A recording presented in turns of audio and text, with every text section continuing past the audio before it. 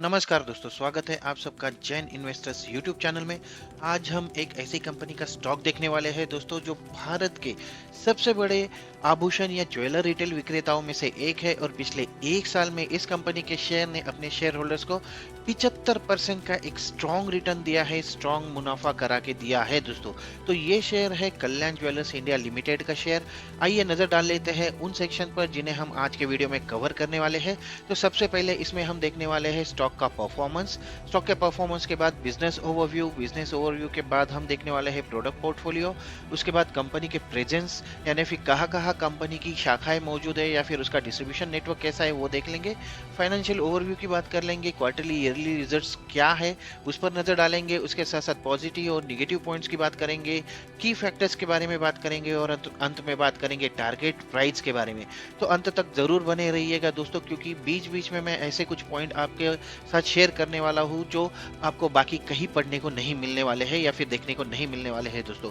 तो चलिए नजर डाल लेते हैं इसके एक साल के परफॉर्मेंस पर। मैंने यहाँ पर आपके लिए एक साल का जो परफॉर्मेंस है उसको प्लॉट कर दिया है दोस्तों। अगर देखें तो पिछले एक साल में एग्जैक्टली डबल कर दिया है इसने अपने शेयर होल्डर्स के पैसों को।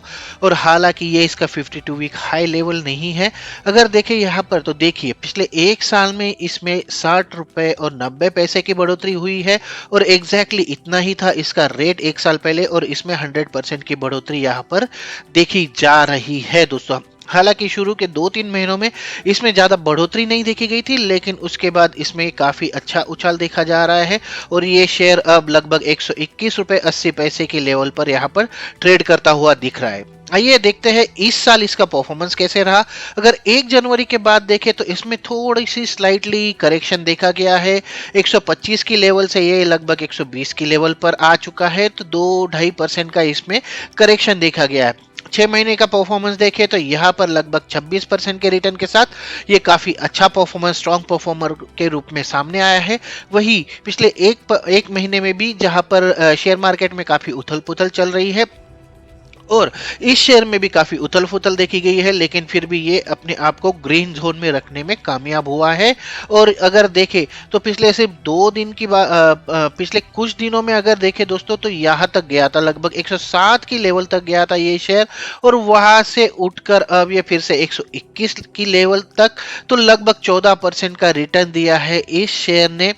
सिर्फ मार्च 13 के बाद, तो 13, 14, 15, 16 पिछले एक हफ्ते में इसने लगभग 14% का रिटर्न ऑलरेडी दे दिया है दोस्तों। इसके बाद अगर देखें तो यहाँ पर स्ट्रॉन्ग सपोर्ट जोन इसको जो नजर आ रहा है दोस्तों वो है लगभग 105 की लेवल पर।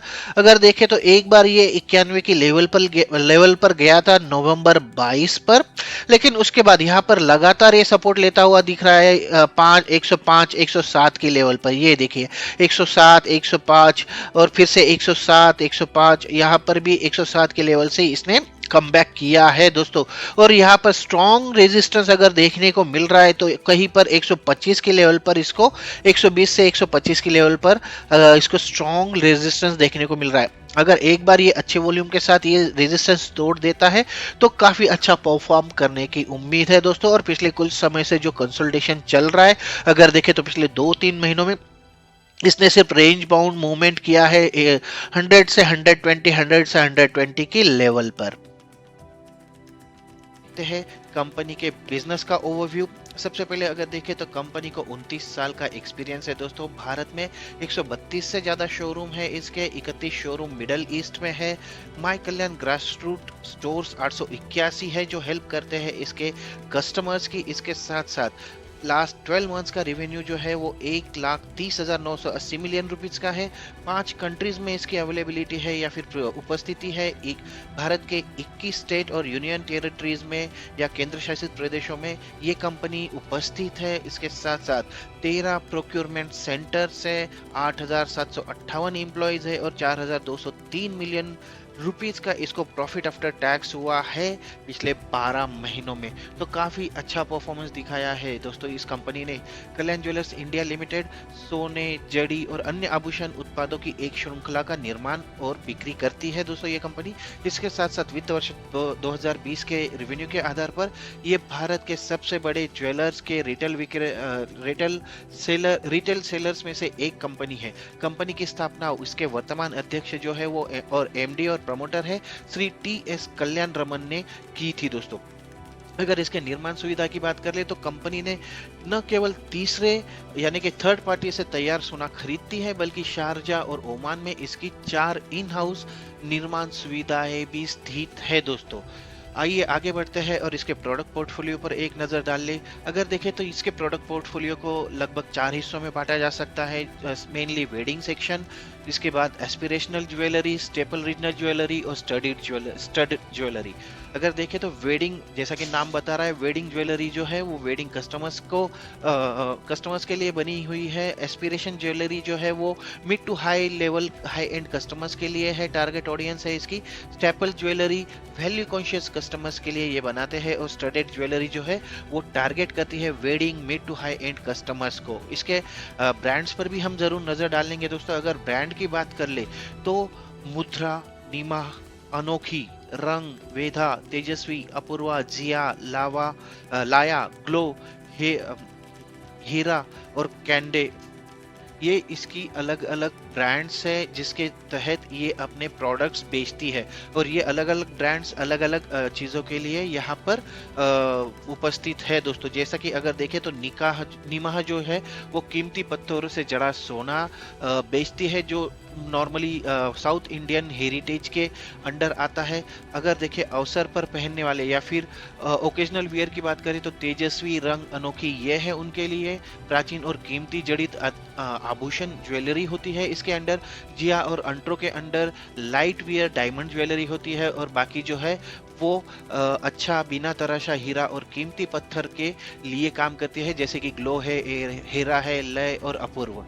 इसके साथ साथ अगर आगे बढ़ के हम देख लेते हैं कंपनी का प्रेजेंस कहाँ पर है। पहले भारत में इसका प्रेजेंस कहाँ कहाँ पर है तो इतने तो मैं नाम नहीं गिन पाऊंगा, लेकिन जैसा कि मैंने पहले बताया कि 21 भारतीय राज्यों और केंद्र शासित प्रदेशों में इसकी उपस्थिति है और इसमें लगभग पूर्वोत्तर से लेके पश्चिम, दक्षिण और उत्तर सारी की सारी दिशाएं ये कवर करता है। इसका हेवी प्रेजेंस जो है वो साउथ इंडियन रीजन में है दोस्तों। अगर अंतरराष्ट्रीय पद चिन्ह या फिर इंटरनेशनल फुटप्रिंट्स की बात करें तो कंपनी की 5 मध्य पूर्व देशों में उपस्थिति है और 31 शोरूम वहां पर ये संचालित करती है, ऑपरेट करती है। ये कंपनी के राजस्व में 14% का हिस्सा है मध्य पूर्व देशों का, और साथ ही भारतीय ऑपरेशन से राज्य में इसके रेवेन्यू में 86% का योगदान आता है दोस्तों।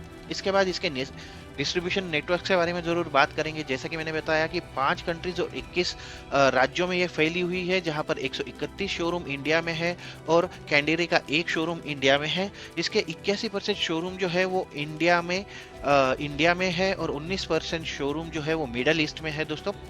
बैलेंस पैन इंडिया प्रेजेंस है। जैसा कि देखें तो अकेले साउथ इंडिया में इसका 59% का प्रेजेंस है, वहां पर 41% का प्रेजेंस जो है वो नॉन साउथ इंडिया में है। साथ ही साथ मेट्रो में 37% और नॉन मेट्रो सिटीज में इसका 63% का प्रेजेंट है। अगर शोरूम की बात करें तो मिडल ईस्ट में जैसा कि बताया गया है 31 शोरूम्स मिडल ईस्ट में है और 881 माई कल्याण ग्रास रूट स्टोर्स भी कंपनी ऑपरेट करती है। अगर पैन इंडिया के अंदर बात करें तो 5,27,000 स्क्वायर फुट से ज्यादा का इसका टोटल स्क्वायर जगह है और 40,000 स्क्वायर फीट से ज्यादा मिडल ईस्ट में इसकी रिटेल स्पेस है दोस्तों। और कैंडेरे के एरिया जो है वो 560 स्क्वायर फीट का है और 6% ऑर्गेनाइज ज्वेलरी मार्केट का ये कंपनी शेयर होल्ड करती है।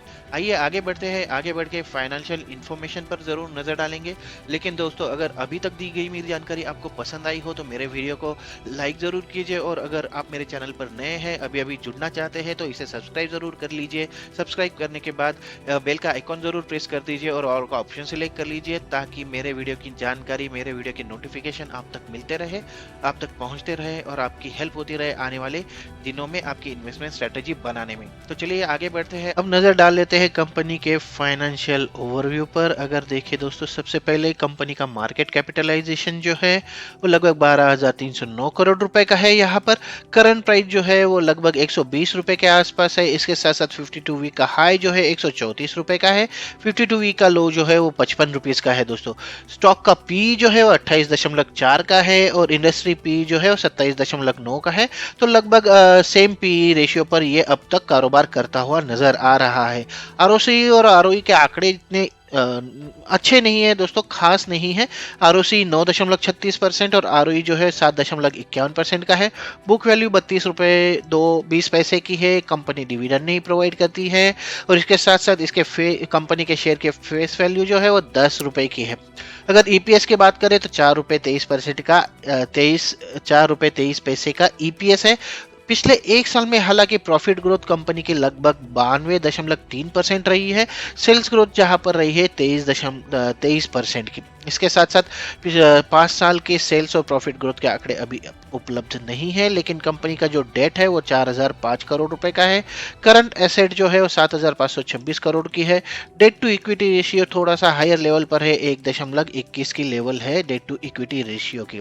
आइए आगे बढ़ते हैं, आगे बढ़ के इसके Q3 FY 2023 के रिजल्ट्स पर एक बार नजर डालें। अगर देखें तो पिछले साल की सेम तिमाही में कंपनी का जो रेवेन्यू रहा था वो 34,354 मिलियन रुपीस रहा था जो Q3 FY 2022 में, और इस साल ये 13% से बढ़कर 38,841 मिलियन रुपीस हो गया है Q3 FY 2023 में। अगर ग्रॉस प्रॉफिट की बात करें तो 5,516 मिलियन रुपीस से ये इसमें भी 13% की बढ़ोतरी देखी गई और इस साल ये 6,227 मिलियन रुपीस हो चुका है। इबिडा की बात करें, इबिडा में भी लगभग 2,992 की लेवल से 3,270 की लेवल पर ये इसने छुआ है। इसने 3,270 की लेवल छुई है जिसमें 9% की बढ़ोतरी देखी जा रही है। और प्रॉफिट आफ्टर टैक्स की बात करें तो 1,345 मिलियन रुपीस से बढ़कर ये 1,484 मिलियन रुपीस हो चुका है और यहाँ पर लगभग 10% का ग्रोथ हमें दिखाई दे रहा है दोस्तों। आगे बढ़ते हैं, आगे बढ़ के ईयरली रिजल्ट्स पर एक बार नजर डालेंगे। अगर देखें तो FY 2020 में इसका काफी शानदार परफॉर्मेंस देखा गया था। 1,01,009 मिलियन रुपीस का इसका टोटल सेल्स रहा था, लेकिन कोरोना के चलते पिछले FY 2021 में इसको काफी नुकसान झेलना पड़ा और 85,733 करोड़ मिलियन रुपीस का इसका रेवेन्यू बच गया था। लेकिन अब देखें तो FY 2022 में ये प्री कोरोना लेवल से आगे जा चुकी है और साथ ही 1,08,179 मिलियन रुपीस का रेवेन्यू इसने दर्ज किया है। साथ ही पिछले 12 महीनों की बात करें तो लगभग 1,31,000 मिलियन रुपीस का इसका रेवेन्यू रहा है। इबिडा की बात करें तो FY 2020 में जो प्री कोरोना लेवल हम कंसिडर करते हैं वहां से बढ़कर अब हो चुका है 8,145 मिलियन रुपीस। यहाँ पर काफी अच्छी बढ़ोतरी देखी गई है और इबिडा मार्जिन में भी 7.5% इन्होंने यहाँ पर जारी रखा है। इसके साथ अगर पिछले 12 महीनों की बात करें तो 10,480 मिलियन रुपीस का इसका टोटल इबिडा और इबिडा मार्जिन हो चुका है 8%। प्रॉफिट आफ्टर टैक्स और इसके मार्जिन की बात करें तो FY 2022 में इनको 61 मिलियन रुपीस का नुकसान हुआ था, जबकि pre corona level 1,423 million rupees का इनको फायदा हुआ था और अब ये हो चुका है 2,240 मिलियन रुपीस। इसके साथ साथ पैट मार्जिन 1.4% से बढ़कर 2.1% हो गया है। पिछले 12 महीनों में इसमें और भी सुधार देखा गया है और 3.2% इनका पैट मार्जिन रहा है और 4,203 मिलियन रुपीस का इनका टोटल प्रॉफिट आफ्टर टैक्स रहा है। ROCE में यहाँ पर 12.6% था FY 2022 में, जो अब हो चुका है पिछले 12 महीनों में 17.2%। और ROE की बात कर ले तो 7.5% से बढ़कर ये लगभग 13.6% हो चुका है। आइए आगे बढ़ते हैं, आगे बढ़ के रेवेन्यू ब्रेकअप पर एक बार नजर डालेंगे। जैसा कि मैंने पहले भी बताया, सोने के उत्पाद के बिक्री से कंपनी को 76% का रेवेन्यू जनरेट होता है। जड़ी यानी फिर जड़ी उत्पाद की बिक्री से 22% का रेवेन्यू और बाकी जो है उससे इनका 2% का रेवेन्यू जनरेट होता है। अगर शेयर होल्डिंग पैटर्न की बात कर ले तो प्रमोटर्स की जो हिस्सेदारी है वो 60.54 रुपीज की है, पब्लिक की लगभग 7.84% की है, फॉरेन इन्वेस्टर्स की 28.72% की, डोमेस्टिक इन्वेस्टर्स की 2.79% और अदर्स की जो है वो लगभग 0.01% की यहाँ पर हिस्सेदारी देखी जा रही है दोस्तों। आइए आगे बढ़ते हैं। आगे बढ़ के कंपनी के पॉजिटिव पॉइंट्स पर जरूर नजर डाल लेंगे दोस्तों। अगर देखिए यहाँ पर सबसे पहला पॉइंट है कि कंपनी ने अपना कर्जा जो है उसमें थोड़ी बहुत कमी की है, और इसके बाद कंपनी को ये जो तिमाही है वो काफी अच्छी रहने की उम्मीद है, उनके रिजल्ट्स काफी अच्छे आने की उम्मीद यहाँ पर जताई जा रही है। इसके बाद अगर नेगेटिव पॉइंट्स की बात करें तो स्टॉक जो है वो अपने बुक वैल्यू के 3.70 गुना पर ट्रेड कर रहा है। कंपनी का पिछले 3 वर्षों में इक्विटी पर जो रिटर्न दिया है कंपनी ने वो काफी लोअर साइड में है, 4.75% का रिटर्न दे दिया है कंपनी ने पिछले 3 वर्षों में इक्विटी पर। आइए अब की फैक्टर्स की बात करेंगे। की फैक्टर्स वही फैक्टर्स होते हैं दोस्तों जो आगे आके कंपनी के शेयर की प्राइस पर खासा असर डालते हैं और उनको कम या ज्यादा करने की क्षमता रखते हैं। इसमें हम इसके फ्यूचर प्लान्स के बारे में भी बात करने वाले हैं। अगर सबसे पहला पॉइंट देखें तो मार्जिन FY25, तो FY25 के लिए कंपनी ने कुछ प्लान तैयार किया है, उसका नाम रखा गया है मार्जिन FY25। इसके अंतर्गत अपसेलिंग और गैर मतलब नॉन साउथ एरिया से जो रेवेन्यू आता है उसमें वृद्धि करने का कंपनी का प्लान है, और उसके लिए व्यवस्थित रूप से सुधार करने की जरूरत कंपनी को लग रही है दोस्तों। उस पर काम करने वाली है कंपनी। कंपनी का लक्ष्य जो है वो सकल टोटल मार्जिन में 2% की वृद्धि करना है, और इबिडा मार्जिन को 10% बनाए रखने का कंपनी का गोल है इसके अंतर्गत। इसके साथ ही इबिडा मार्जिन ऑपरेटिंग लीवरेज के साथ मिलकर इसके टोटल मार्जिन में वृद्धि करना कंपनी का एक गोल है मार्जिन FY2025 के अंडर। इसके बाद अगर देखें तो भारत में कंपनी विस्तार करने जा रही है। नॉन साउथ क्षेत्र में अगर रेवेन्यू बढ़ाना है तो कंपनी को अदर देन साउथ एरियाज से बाहर निकल के अदर एरियाज में अपने पैर फैलाने होंगे, और यहाँ पर कंपनी ने ऑलरेडी काम शुरू कर दिया है। वो काफी शोरूम्स यहाँ पर या तो खुद बना रही है या फिर नए शोरूम के उद्घाटन काफी फ्रेंचाइजीज को दे रही है, और कैपिटल लाइट फ्रेंचाइजी स्टोर रणनीति द्वारा ये उन चेंजेस को संचालित कर रही है, उन चेंजेस पर काम कर रही है। इसके साथ साथ कंपनी का मध्य पूर्व यानी कि मिडल ईस्ट में भी एक्सपेंशन या विस्तार करने का प्लान है दोस्तों। पिछली 4 तिमाही के लिए अच्छे व्यापार के दम पर मध्य पूर्व में कैलिब्रेटेड विस्तार करने का कंपनी प्लान कर रही है। अंतरराष्ट्रीय विस्तार को बड़े पैमाने पर कैपिटल लाइट फ्रेंचाइजी स्टोर रणनीति के माध्यम से उनको वित्त पोषित किया जाएगा, यानी कि उनको रेवेन्यू दिया जाएगा, उनको पैसा सप्लाई किया जाएगा। इसके साथ साथ कंपनी ने ऑनलाइन प्लेटफॉर्म कैंडेरिक पर भी काम किया है। पिछले कुछ सालों में कंपनी ने अपने जो अपना बिजनेस है वो ऑनलाइन पर भी बढ़ाने के लिए फोकस कर रही है दोस्तों। विकास के अगले चरण के लिए आक्रामक योजना कंपनी ने तैयार की गई है। Q2 FY2023 के दौरान पहला ऑफलाइन शोरूम ऑलरेडी खुल चुका है जो कि कैंडेरे के नाम से जाना जाता है दोस्तों। अब आगे बढ़ेंगे। आगे बढ़ के हम देखने वाले हैं कंपनी के शेयर की टारगेट प्राइस। अब तक हमने कंपनी के बारे में जाना, साथ ही देखा कि कंपनी का बिजनेस क्या है। कंपनी के बिजनेस को देखते हुए इसकी सीधी टक्कर अगर देखें दोस्तों तो टाइटन जैसे मार्केट लीडर के साथ है, और साथ साथ पीसी ज्वेलर्स जैसे उभरते हुए खिलाड़ियों से है। अगर टारगेट प्राइस के बारे में बात करें तो इनसे तो कंपनी को निपटना ही पड़ेगा, लेकिन उसके पहले अगर देख लो 52 वीक का हाई लेवल जो था कंपनी के शेयर का वो 134 रुपए था, और वहां से ये लगभग 13% नीचे आ चुका है। पिछले 6 महीनों में 80% से ज्यादा रिटर्न देने के बाद इसमें थोड़ा बहुत करेक्शन आना संभावित था, आना एक्सपेक्टेड था, और अब तक ये 13% से करेक्ट हो चुका है। और लेकिन फिर भी इसको 110 के लेवल पर काफी अच्छा सपोर्ट मिलता हुआ दिख रहा है, और 130 की लेवल पर इसको रेजिस्टेंस भी है। अगर दूसरा पॉइंट देखें इसमें तो स्टॉक का पी और इंडस्ट्री पी जो है वो सेम है, तो ठीक ठाक प्राइस पर ये शेयर अभी भी अवेलेबल है। ऐसे में अगर ये स्टॉक कोई डुबकी लगाता है तो आप इसे थोड़ा थोड़ा करके एक्यूमुलेट करना शुरू कर सकते हैं दोस्तों। तीसरा पॉइंट अगर देखें तो डेट टू इक्विटी रेशियो 1.21 का है, जो काफी ज्यादा है मेरे हिसाब से। हल्की हालांकि कर्जदार दिनों में या डेटर डेज में लगातार कमी हो रही है। साथ ही अगर अगला पॉइंट देखें तो कंपनी का ज्यादा बिजनेस जो आता है वो साउथ इंडिया रीजन से आता है। कंपनी बाकी क्षेत्र में अपने पाव फैलाने की कोशिश कर रही है, जैसा कि हमने एक्सपेंशन प्लान्स में देखा। तो नॉन साउथ रीजन में कंपनी फ्रेंचाइजीज के द्वारा अपने पैर पसारने की कोशिश कर रही है। अब इसमें उन्हें कितनी सफलता मिलते हैं उस पर काफी कुछ आगे की स्ट्रेटेजी या फिर आगे के पॉइंट्स निर्भर करते हैं। और साथ ही ओवरसीज में जैसे मिडल ईस्ट में कंपनी को काफी अच्छी सफलता मिली है, काफी अच्छा बिजनेस वहां वहाँ से बटोर रही है कंपनी, तो आगे जाके जो भी उनके एक्सपेंशन प्लान है वहाँ पर उसकी सफलता पर भी कंपनी का जो है कंपनी का फ्यूचर काफ़ी हद तक डिसाइड हो सकता है। कुल मिलाकर ये शेयर जो है दोस्तों, ये एक उभरता हुआ एक अच्छा स्ट्रॉन्ग शेयर नज़र आ रहा है। अगर आप लॉन्ग टर्म के हिसाब से निवेश करना चाहते हैं तो ये एक अच्छा विकल्प साबित हो सकता है। अगर सारे फैक्टर्स को कंसीडर किया जाए तो अगले 1 साल में इस शेयर में कम से कम 40 से 50% की बढ़ोतरी देखी जा सकती है और ये 160 से 170 की लेवल छू सकता है, ऐसा हमारा अनुमान है दोस्तों। तो ये था कल्याण ज्वेलर्स इंडिया लिमिटेड कंपनी का शेयर। आशा करता हूँ कि मेरी दी हुई जानकारी आपको पसंद आएगी और आपकी हेल्प करेगी आगे की स्ट्रेटेजी डिसाइड करने में। तो आज के वीडियो में मैं यही रुकता हूँ दोस्तों, मिलते हैं अगले वीडियो में एक नए शेयर के साथ, एक नई जानकारी के साथ। तब तक के लिए नमस्कार।